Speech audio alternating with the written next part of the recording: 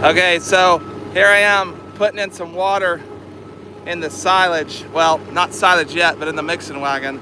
So I've just got hay and I've got the dry ingredients, and I should have started this just a little sooner, but it's starting to stick a little better. And I probably only put right at 100 gallons in it so far, and it's gonna take more than that, just in terms of this size and how much I'm gonna put in here. So the hay's in here. The hay was roughly 1,500, 2,000 pounds. Now I lost some of it because it kicked some out, and some of it fell off when I went to go put it in there, because that wasn't a super tight bale. That bale had been sitting about 6 months or so. So it went ahead and was kind of loosened up. But you see it's kind of sticking a little better. And it's neat when you get more stuff in here, whether it's dry ingredients, especially when you get some wet ingredients in here and you make it more wet. It seems like it just goes faster in terms of this mix cycle. And it's really just conglomerating all of this together. And that's how we want it. And I'm wanting these hay pieces to be about 2 to 3 inches long. They've still got a little time to go, and I'm still gonna add the silage as well. And so when I add the silage, I let this churn the whole time, mix the whole time. It's really gonna put everything together. Now to add the water, the reason for that is it just adds moisture back into it. It would be super dry, and cattle will eat dry things, but they would sort through it. So if the silage is a little dry, you add in some dry hay, everything's just gonna be kind of sorted through. They're not gonna just take big bites and eat it all. They're gonna sort through, they're gonna waste a lot of feed, gonna waste a lot of energy, which is then gonna require them to eat more feed. And so by having it where they're just going up, taking some big nice bites, and really truly just eating all they can eat, then when they get their mouths full, they get their bellies full, they're then gonna leave, and it's gonna give a spot for somebody else to come through. So I get this nice and wet. I was told by a friend of mine, you know, this is the first time we've had one, working with Penta and working with a TMR mixer and all that. Total mixed ration is what that stands for. But he was telling me what I was doing beforehand was putting the water in after I'd already put everything else in. He told me, he says, go ahead and put the water in with the hay and the dry mixture, which is that cracked corn and dry distiller's grain. That will stick really well, and then throw the silage in there. But I need to get this good and wet to where it's one big piece. The way I look at this is it's almost like making brownie batter. Like hay batter, when you make hay batter, it gets kind of, cake, not hay batter, but when I say cake batter, cake batter gets a little looser, whereas brownie batter gets a little thicker. So this is kind of the consistency I want, and you can already see kind of that change in color. I can, at least. I'm hoping you can on the camera. But you kind of want that consistency, and I don't want it super, super wet, but I do want it wetter than I probably need it to be, just solely for the fact is I've still got to add silage into it as well. And then I'm going to take this all out to the little bulls and have them eat up. And you can tell what it's going to do first is it's going to split everything apart, and it's going to even it all out. And then there's blades on that turbine in the middle that's cutting it. And I've got 2 kickers, one on that back corner, one on this corner, and it's making sure everything gets off the wall so that way it's not just spinning in circles, go back to the blades to get cut up. And every so often you can see that blade when some of the stuff gets out of the way, and it's going to work, boys. So here now, especially, say I didn't put any water in right now, you wouldn't see a true mixture. But you see right here, you can see those little corn pieces coming through. You're not going to see that dry distiller's grain because it was just ground up and all of that, so it's not going to stick. Well, it's not going to show itself because it's not a kernel like that corn is. But the cracked corn is more evenly distributed and all of that, which is the sole reason why you're using this mixing wagon here. And let's say, for instance, right here is where we started with this hay when it first started chopping it, right at the very top. Not the black rubber pieces, but right there at the top of that metal. It has taken it down half the size just because it's broken it up and it's mixing it down at the bottom. And the more you churn it, the more it'll go. And you don't want it too fine. You still want them to have a nice size bite. You still want these hay pieces to be good enough sized to where they know what it is and they know what they're eating, and all of that. And then I'm going to put the silage in there. And then the silage had a cob buster on it when we had those guys come in and chop for us. So it's already pretty much fine enough. If there's long pieces that slip through, this is going to churn it up and cut it up some more. But the biggest reason to have it put in here is you just want it all mixed together. So I'm putting in hay, I'm putting in dry distiller's grain, I'm putting in cracked corn, and then I'm putting in corn silage. So the reason for the hay is, now I put the hay in after kind of conversation with some folks. The main reason being is it adds just a little more depth to the mixture. It adds, oh, hey Mitch, what's going on? Sorry, I just saw it. It adds just a little bit more fiber to it as well. Now, you're not going to use as much silage, but I was talking to a friend of mine and he was telling me that it gives kind of that scratch in the gut in a sense. You add in that fiber, it helps that gut kind of understand that it's got hay in it. It's going to start breaking down and then faster with that hay in there than it was if it was just silage and cracked corn and distiller's grain. So with that gut getting started up by that starchiness of that fiber, it's going to break down that other stuff way faster. It's going to make to where they get fuller faster, but they don't have to eat as much. They're fuller, they're more content, you'd say. And the fuller they get, the less feed they waste, the less time they take. Because like I said just earlier, you're burning a lot of energy when they're eating. So, especially, I mean, we're still cold here, so they need some energy on the inside to warm them up and all. But say during the summertime, they're burning a lot of energy. They're sweating, they're moving around, they're trying not to burn as much, but they are because it's so hot. And so you add in that energy to them and you fill them up, and then they'll go get under a shade tree. But if they're having to walk a long way to water, walk a long way to feed, then they're burning a lot of that energy. So I'm just trying to put this back in them where they have enough and all of that. And it's really unique when you really start thinking about feeding these things, feeding these bulls. If I can get them full quick, they don't waste as much feed sorting through. They don't waste as much feed standing at the feed bunk, getting hot, fighting, whatever. They get full, they get content, they walk on, they move on. That gives another chance for another bull to go in there and eat and be happy, you'd say. So if you don't already, do hit the subscribe button. I'm trying to grow this platform. I'm also on all the rest of them, TikTok, Facebook, and Instagram. But I really like working here on YouTube and doing that. I like the difference of crowd you get here. It's a lot of fun. I got some more videos posting up here soon, so stay tuned for more. I post a lot of the same here as I do on my other platforms, but I post some stuff that you'll never see on the rest of them. So do hit that like button, do hit that subscribe button, and tell your friends to come join. There's a lot of fun we have on here. I'm going to try to start doing some more of these lives when I get the chance. The biggest thing is I want it to be set to where I can do this more and all of that. So he says this is how chocolate milk is made, people. Yeah, I wish.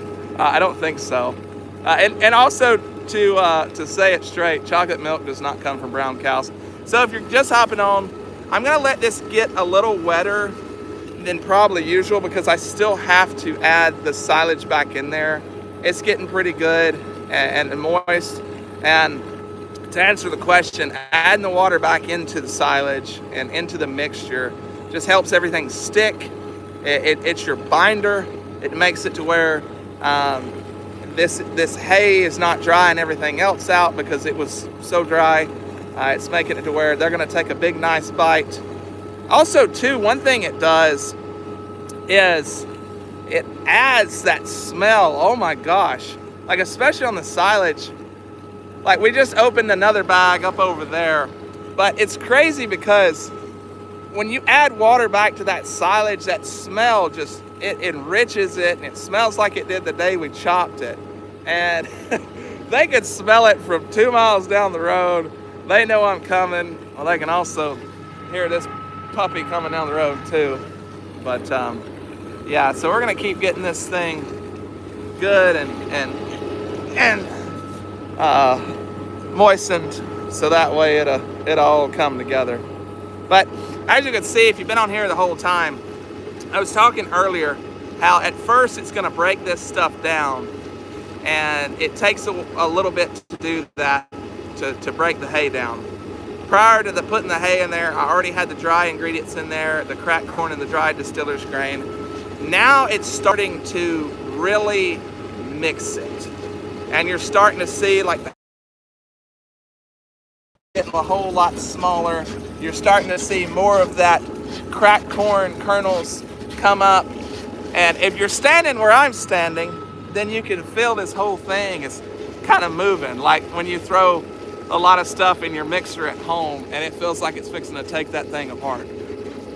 But it's getting it good and wet. And let me clean off my sides. Good gravy. It made a mess. But this hose, we've got this set up right over here. Now we've got 2 center pivots on either side. And this hose works out really great. It's probably 20 feet long. And we put this hose onto it as just an exit point from those irrigation lines. So it's been real handy. It helps fill up the water wagon. That's what we mainly used it for.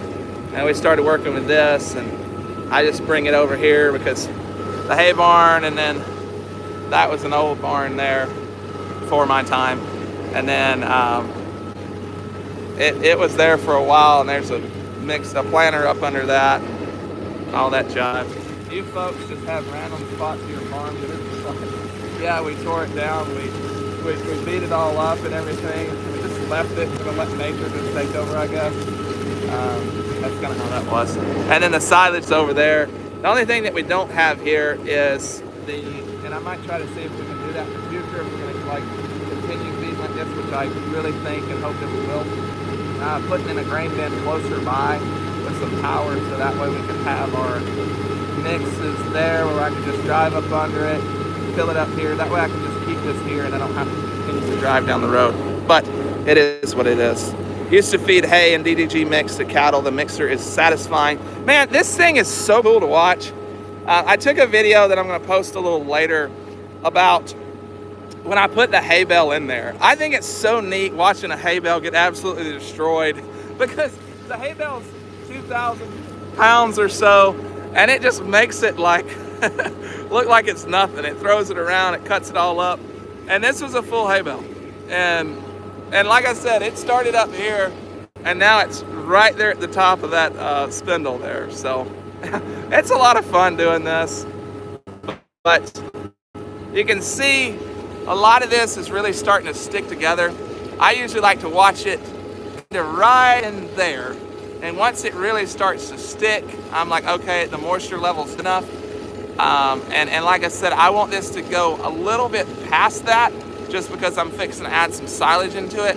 Now the silage already has some moisture because it's been there in that bag for right at a year or so.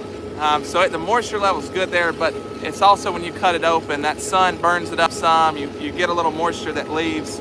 So I just want to make sure there's enough moisture here by the time I add some of that silage, it may be a little drier on the top of that scoop and all of that it will have a full mixture. So, and I'm going to try, I forgot to bring my mount, but I'm going to try to have it to where I can maybe try to hold it, or I'll probably set it up as I'm filling up this mixing wagon, so that way y'all can see that point of view too. But yeah, I'm probably fixing to turn this bad boy off right here as well. I think we've got it just about as good as we need it. So now it just like, this right here, we can honestly feed this too. I know several people that feed the hay and the cracked corn and all of that, but I want to add back in just a little bit more energy from that cracked corn. I want to add back in just a little bit more fiber from those leaves and all of that from that corn silage as well. So guys, if you're hopping on, do hit that like, do hit that subscribe. I would surely appreciate that. I try to have a lot of fun here on my page, and we're growing like crazy. And I started this one after I would have started some other social platforms. You can look my name up on Instagram, Facebook, and TikTok as well. And I have a lot of fun on all of those platforms there as well. Now, if you're wondering what about the water, like where's it going? So, spills through some of it, and the more like wet that this would get, the less it would be able to hold. That's why I'm trying just to get this maybe a little sloppy in a sense, just because, like I said, I'm fixing to put some other stuff in there, some corn silage in there as well. But it filters through, and you're wondering, like, is that the only spot that gets wet? No, because that spindle's spinning around just like that the whole time. So, yep, that's how we do it.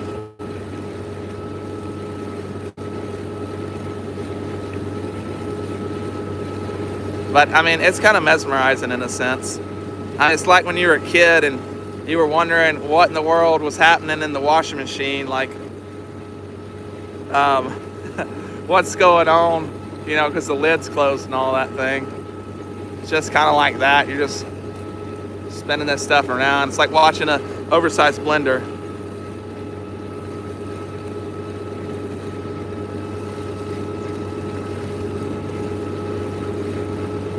I still think it's funny that that guy said this is how chocolate milk is made. I guess. I mean, I don't know. I don't. The only way I really know how to make chocolate milk is, besides the one that you get at the store, which I don't really care for chocolate milk. Don't drink it. Okay, I can start seeing out there at the top of that blade when that blade's coming through, some moisture's leaving. So we're gonna get this thrown off and all that, but it's still gonna keep it mixing. I'm gonna actually turn this thing off when I turn around. You can't turn around with the PTO on. I don't really care for it, solely because over time, the more you do that, if you don't get super level, then it can tear that puppy up. I mean, there's so many things we've torn the PTO up on. And then, let's see here. Just gonna take and turn off that little puppy there and lock this bad boy up. Oh yeah, that's what happens when you get field mice out here aggravating things. Okay, so a lot of people say, you know, like, you run it down the road with it still mixing. To me, that's just gonna cut everything down maybe just a little too much. So I'm gonna turn that PTO off. I'm gonna cut it back on when I put the silage in there as well. But other than that, if you mix it too much, I mean, you're gonna cut it down too fine. Sorry, it's catching here. You're gonna make it a little too fine, and they won't get a complete bite. So I really want them to feel happy and eat a lot. But they have been very satisfied with it, for sure. We've been feeding corn silage just by itself for a while, and they were getting all the good that they could get out of it, but they weren't getting everything they could out of it, per se. So that's why adding in some more stuff to it, adding in a more mixture, it's like a complete diet. Like, say for instance, if you just ate fruit all the time, you'd only get what come out of fruit. If you didn't add in like some meat, like a big nice steak, you wouldn't get that protein from it. And I know, you know, you're gonna say, oh, I can get protein from other areas. You can, but guys, it's not the same. I mean, you know, this is a God-given meat. I mean, it's God-given. He designed it for us to utilize, resources for us to eat, and all of that. It's so good in terms of the iron levels that it has in it. It's so good with just all the natural vitamins and minerals that it comes in it. And to be honest with you, I mean, I don't know about y'all. I'm a filet guy. I love a filet. When I eat a nice filet, it just like, I sleep so good that night. It tastes so good. There's so much to it that you can surely enjoy. So, yeah. But I'm just gonna pull right down here and I'll show you. Let's see. So there's our silage bags there. We've completed one, so I've got 2 more left. We just cracked open into that one there. And like all the comments I get everywhere else, my gosh, that is a muddy mess. Yes, it is. That's what happens when you're working with a kind of damp substance and you're driving over some dirt that gets wet. Yes, it is a mess. But what we'll do after we get done with that, which when we go to cut this summer and we're still feeding off of this, we're gonna put that other pile somewhere else. But we'll come in here, we'll get all the trash up, we'll level it out, let it sit for a year, and then we'll put the next year more silage out there. So that's just the thing. So sorry, I got an email I was reading.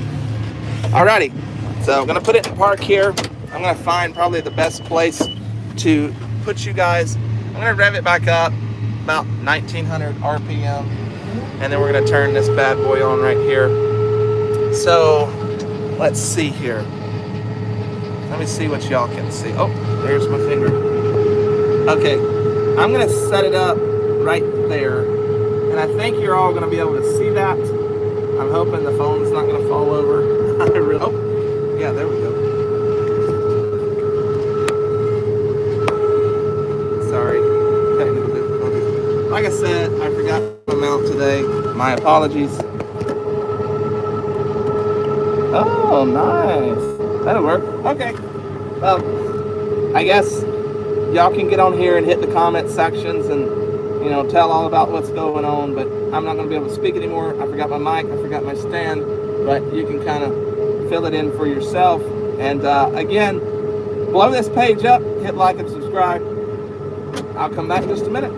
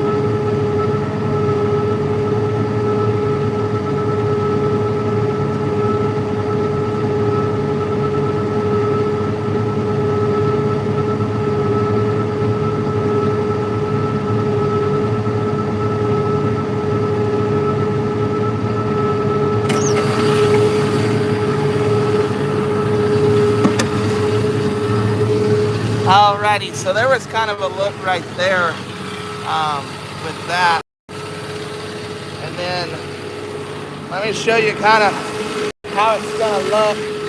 And my little door sill came off. Whoopsies. So I just put 5 loads in there. There's a scale on here, kind of the weights, and then let's see. So we're at like 13,000 pounds. A good bit of that is water, but here's what it looks like now. This is with silage, this is with hay, this is with the cracked corn, the dried distiller's grain, and this is like the right moisture right there. This one's wet, it was right at the top. The more it keeps churning, the more it keeps getting everything at the same level. But to me, that's a good looking batch right there. And I say that because it's the right consistency. I mean, you're looking at hay right here that's 2 or 3 inches long. Whereas regular hay, whether it's cows, whether it's these little bulls, whether it's anything really, they're going to sort through and eat the piece they want. Same thing, like say for instance over there, that's some hay that got kicked off and hadn't fallen off yet. But you see how kind of stalky that is? You see how kind of long, and it is, it's bigger and thicker in size. That's hay right there that they're gonna waste regularly. But with adding the water back to it, I lit it up, I added the moisture back, I've cut it down into smaller pieces, I've added with everything else. They're gonna take one full bite and they're not gonna think twice about it. So that's the biggest thing there. They're getting a full mix, they're getting a full mixed diet. And that's all that this thing does right here. But this thing's still churning and it's neat. I wish you could have watched it. It's neat from the time when you pour the silage or you pour something else in here and it quickly goes down to the bottom, and the more I put in there, I put 5 loads in there. I don't know, were y'all counting? But I put 5 loads in there, and this has made a full complete mix. And this is 13,000 pounds worth of feed. Like I said, a lot of that is water. Water weight is 8 pounds to the gallon. And so you add a lot of weight as well with that. Some of that is going to fall out of the cracks. I wish you could have seen it. There's cracks on either end where these gates are at. And the water was dripping pretty good when I got here. But after I added 2 loads worth of silage in there, those cracks were not spilling any more water, because that showed me right then and there that, hey, this was kind of dry. So all that took a lot of the water. So now we're gonna go down the road, and guys, if you're getting on, I'm making silage right now. I'm gonna turn that PTO off. I just get worried. It says you can drive with it on. I just get worried when driving this thing. You're gonna hit the wrong bump. You're gonna make a tighter turn than you need to, and you're just gonna tear that puppy up. And we don't want to do that. I don't want to tear it up on the tractor's end. I don't want to tear it up. Like I actually tore the PTO bolt on the tractor at one time. It snapped off. I was bush hogging, and that bush hog fell off on one side, and it was going. And I had like already picked it up, all I needed to pick up, and it fell off in a hole and just snapped that little hub right there. I was like, great. So I ended up having to get the guy to weld onto it, and then we just yanked that thing out. It was funny, but well, it wasn't funny when it happened. It was kind of like, geez, great, I'm gonna have to answer to this. But yeah, guys, if you're getting on, be sure to like and subscribe. I'd like to have a lot of fun on this page. More videos coming. I'm posting more today. More about my time when I just went to Fort Worth for the heifer show, and I'm fixing to go back. I fly out on Wednesday to go back to Fort Worth for the steer show. So really looking forward to that as well. And then, so yeah, the flyer miles they're getting up there. My dad always asked me, you know, like the more you fly, you get this kind of like standard, with American at least, and that's usually what I fly, because American goes everywhere. And it's funny because you get like these points, you'll get these miles, you'll get these loyalty points and all that. And like say for instance, the higher up I'll get on that, the better I'll do in terms of maybe getting a seat upgrade, or I'll get a free check bag or whatever. Anyhow, I'm like the platinum. I'm not the platinum extreme or whatever it's called, but I'm like just below the highest level they've got. And he asked me one day, he says, listen, you got all these points and all that. He says, that's great, you know, you can do some miles wherever and all that. He said, but when are you going to get enough points to where you can actually fly the plane? Like, you've ridden on those planes enough, you should be able to fly and all of that, fly the plane one day. I said, yeah, you're not kidding, man. Man, this is a heavy load. We're shaking back and forth. So yeah, I thought that was fun. These guys are fixing to love it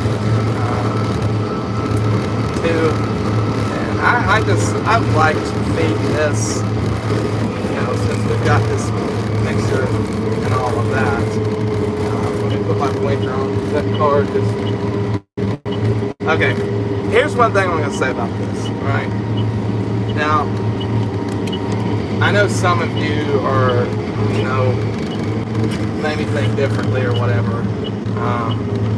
But when you're driving machinery, you know, it's different like if you're driving, like, say, like a county dump truck or whatever. And those things have the correct mirrors, the correct lights, supposed to at least. But when you come up to a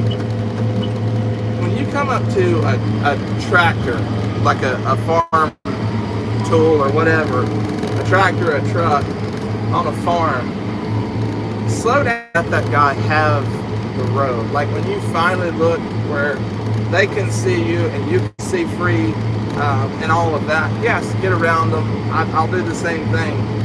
But if you're like this deal, I can't see anything behind me. Even if I have mirrors on it, which I can't see anything behind me. And so like these cars that are just zipping around and all that, more worried, that's how you're going to get killed. I could always just, oh, I hit a bump, I'm getting over, and they run into my mixer, or, you know, a car's coming on the other way. Let those big machines have the road, and wait until you get to a 4-lane, or wait till they can get to a wider shoulder to where they can pull off just a hair. But especially like when I'm coming into a turn, like I was just going down the hill, I'm fixing to get ready to turn, and that car just zips around me, like, good grief. So I guess that's my argument there. But I don't know, what do you guys think? Let me know in the comments.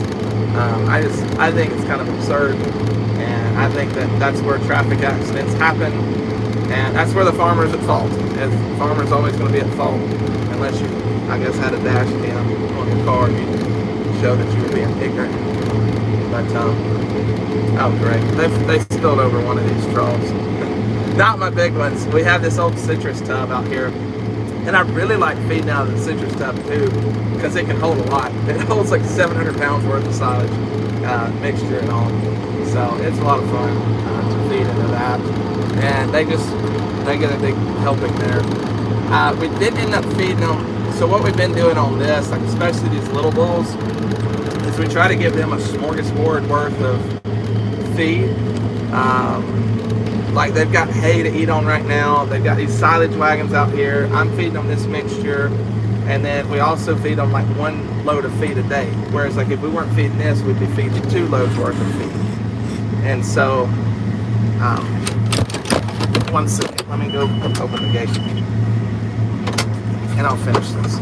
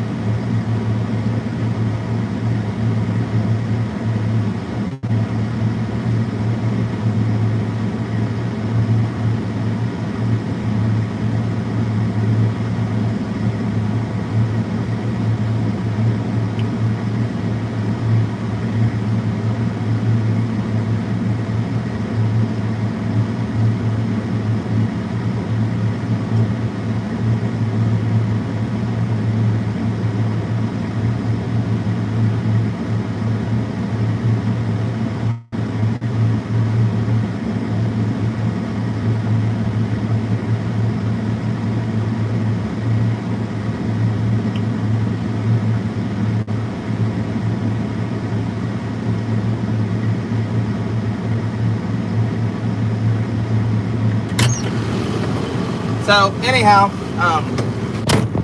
we try to give them a smorgasbord worth of feed, but the day before, my uncle, I guess, got a little behind on the day and was not able to feed them first thing. And so when I came out here yesterday, they still had a lot of silage left over, mixture left over in those troughs. So I try to just give them enough, because these are at the stage where they're fixing to start fighting. And if they fight, they don't have enough feed. They don't have, it's like high school boys. You got to give them something to keep their attention.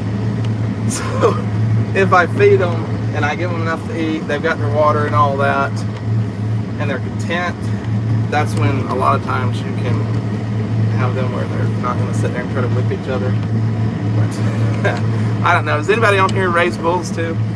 So like for us, that's our main thing, seed stock bulls, and we're selling these 3 times a year. Our next sale is coming up February 21st. That's also our female sale, so we'll have a lot of females in there. We'll do breds, opens, pairs, and all of that. And then we feed. I feed a lot of cattle every day, all the time. And that's the biggest thing is if you've got these boys hungry, they're going to fight, they're going to tear out, they're going to go look for something to do. It's so aggravating.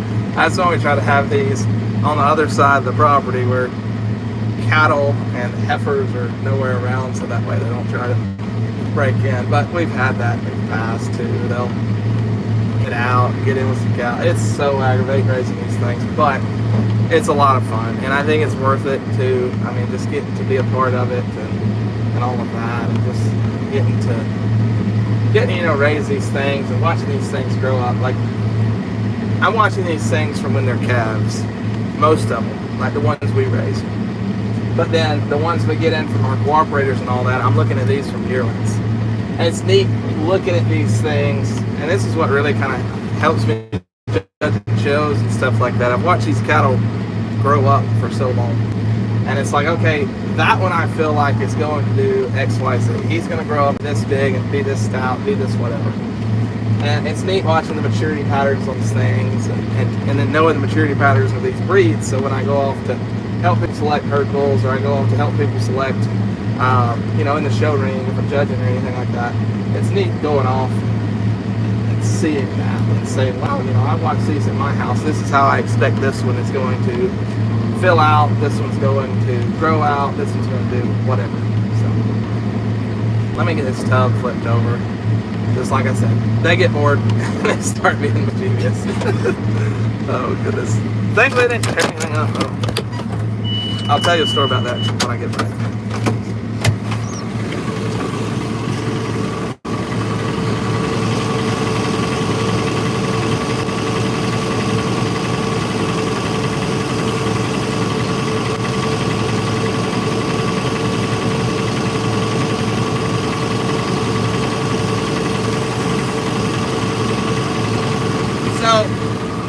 When we first put these things out here this summer, I've never had a group this bad. Never. I mean, absolutely never. And they come out here, and we let them out here, all great, wonderful. Water and all that's working, everything's working fine. Well, they decided to tear up the water spigot. And so, first let me stop here and let me fill this up. Okay, so what I'm going to do here is I'm going to pull a couple levers. Now, first thing I'm going to pull is I'm going to pull the gate up. Now the gate, there's 2 gates on this one. There's a front gate and a back gate. Front gate lets my flow. That's my control of my flow. And so it opens up the gate. The back gate is like if I'm just churning hay, I'm going to let everything out the back. It's also a good gate to get in, like when I got in there and cleaned it. Next thing I'm going to do is I'm going to turn on the PTO. Now PTO doesn't have to be super fast. That's basically just going to send it out of that mixture, and then I'm pulling this third lever, and that's the conveyor belt. So it's coming out a little slow. I'm going to pick up that flow gate a little more and let it come out just a bit better of a rate. And I didn't get super close enough, but it is what it is. So that's why I pull that flow gate out a little more. That way it can kind of help me out. Then I'm going to turn off my PTO until I get to the next one, just because there's so many, we'll call it obstacles out here. Okay, so back to my story. So we let these guys out here, and all the water, all the feed, everything's out here, everything's working. Well, they decide to go and break the spigot there at where the float's at. They broke that. They broke the float all to pieces. Now they just got flowing water. And they looked so proud when we showed up. So they were happy with what they did, and I'm like so aggravated with them, whatever the case may be. And then they did this, we fixed it. Well, overnight they broke it again. They got in there and decided to get busy and broke it again. Well, when they broke it that time, they got aggravated because they didn't have any water. So they went to where the well's at and everything, broke down the gates, got in there and stomped all over the PVC pipes in there and broke everything there. It's neat how smart they are, but then again, it's like, good grief, why did y'all do that? So this has been kind of an aggravating group. But they get better as time goes on. They were still kind of new to the place. And, you know, if you've ever moved cattle to a new spot, they're going to tell you where the holes are at the fences. They're going to make a hole in the fence, whatever the case may be. So I'm just going to I'm pulling up to another set of troughs, turn my PTO back on. Those that didn't get to eat it, the first one, they're coming up here now.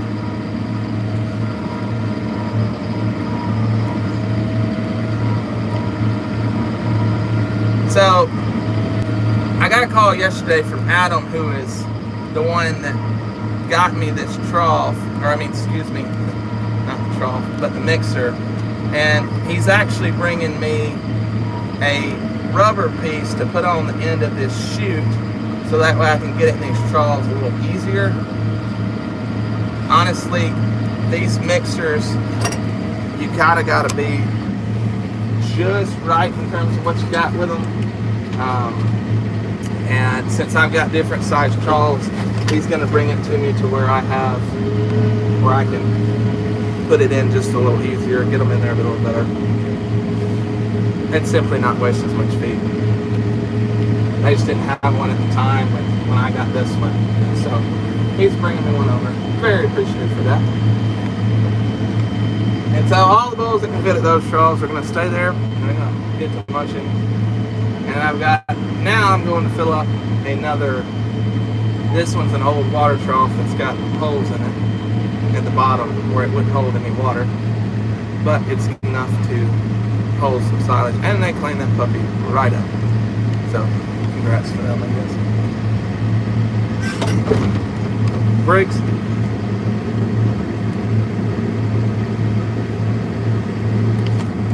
Okay, that one's filled up. Now it's time to go to my big, nice, superior troughs. And yes, they are very superior. And I mean that not just because they gave them to me and all of that. They, I mean, are second to none. Those guys know what they're doing, and they build a stout trough. And it's neat because they know what they're doing because, well, they have cattle themselves.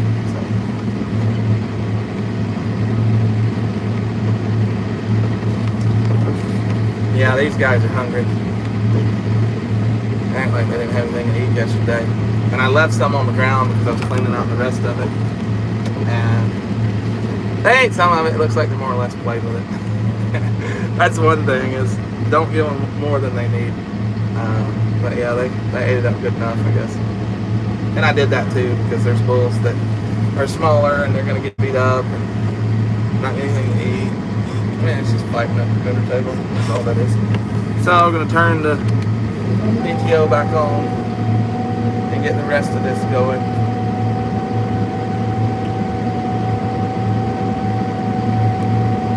It dried up better today around the troughs and everything. If you saw, I didn't post it on here, But if you saw some of my videos yesterday on my other platforms, it was kind of wet. We had some snow and ice last week. I think we're supposed to get some this weekend, or there's talks of it early next week. I don't know. I think it's just weird weather all across the country. I mean, there's places that are getting snow now that usually get snow. Down south in South Alabama, we don't get snow. When we do, it's like when I was in high school and elementary, we'd get off for a snow day, and that's the greatest thing ever. It would honestly just be ice. But hey, I mean, highlight of your life as a child. You're waking up, it's like Christmas morning for kids that don't get snow.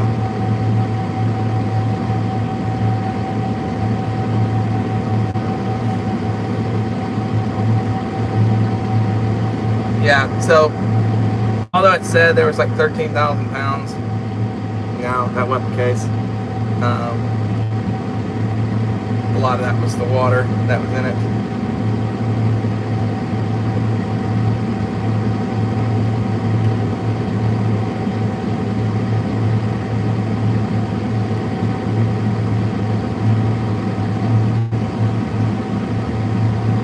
I'm looking at it falling out right here, and this is the same amount. It's what we normally do, which is not that heavy.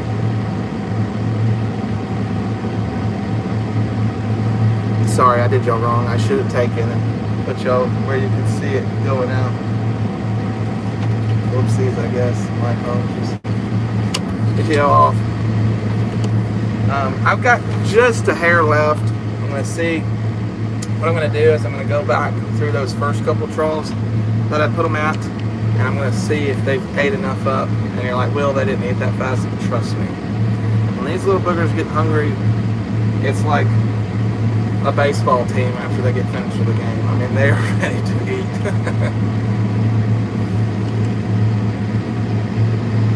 Oh, yeah, they ate a lot of that I left on the ground. I just let it run after I filled up the troughs and just cleaned out whatever else I had left. Just made a little line on the ground.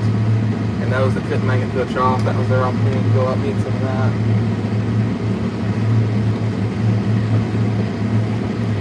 So yeah. Guys, if you aren't already, just be sure to like and subscribe. Would appreciate that.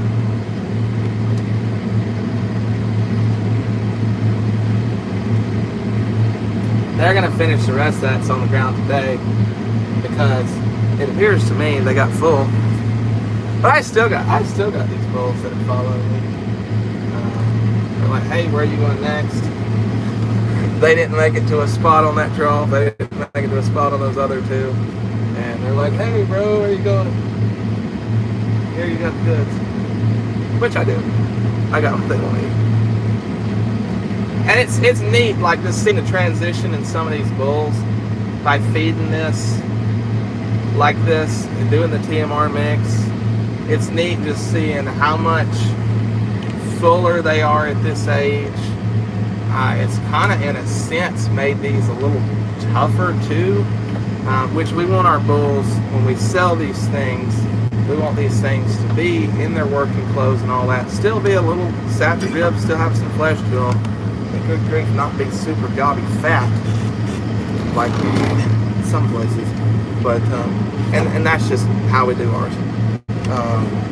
So I'm not hitting on anybody there, but yeah, they've eaten enough right here. I'm just going to throw this little excess in these troughs. It's just that last little bit that hadn't quite come out yet. Didn't have enough room, and then that spindle in there's taking care of business.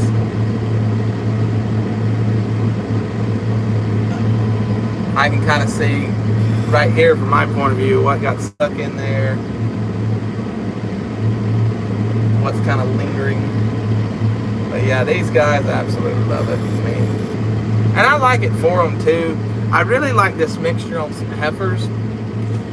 And the reason I say that is simply because heifers do better with a fiber diet. They do better with just eating. Like, heifers and cows need to be able to survive on just hay and grass.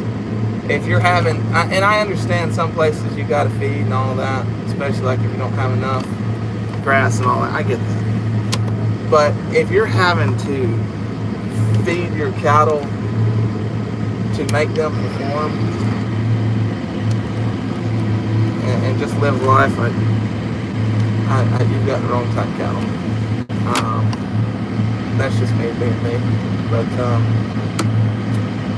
yeah, so I like these on heifers, like when we got these weaned heifers and all that. I like them on the heifers because it doesn't blow them out like in their front end. It doesn't make them look too much like a bullish type of thing. It makes it to where like their rib is nice and sappy. And their females, they're going to digest a little different than these bulls. These bulls are super high in testosterone, especially when they're growing, especially when they're at this age. So bulls are going to digest it. They're going to pack on the muscle more than the females. Females are going to get a way fuller center rib, and they're going to get, and they're more feminine because they need to have a calf and all of that too. So I like it on those females. I like the big rib it gives them. I like how just sappy it makes that middle rib. It's I like seeing them on it. But these bulls, it's neat. It's kind of hardened them up some too. It's made them fleshy. It's made them big and nice, but it's packed on some muscle for them as well. So, I'm a fan of that. Yeah. Do I like Herefords? Yes, we have several of those. Hope this ain't weird. You have nice teeth. Well, I appreciate that. I went through, let's see, 2 rounds of braces on my top teeth and 1 round on my bottom teeth. I had a set my second time. But yeah, thank you. I spent a lot of money on those. And then the retainers and all that. I hate the retainer. I don't wear a retainer. And my mom took me back one time when I was younger. She's like, you haven't been wearing those things. I was like, I have. She's like, I swear your tooth has moved. I took it back, and the guy was like, I don't know why you're here, but I'll give you some retainers anyways. Smoking crack. No, I don't participate in that.